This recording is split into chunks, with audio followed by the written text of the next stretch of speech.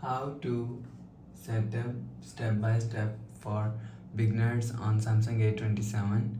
Let's start the video. First of all, just click and hold side power button.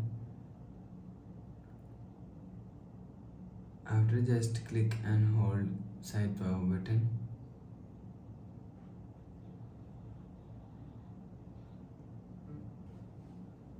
you will see Samsung logo is showing on your screen.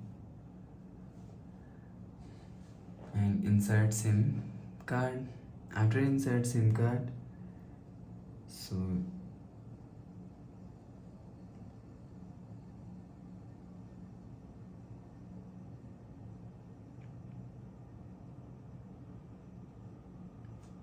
and swipe to unlock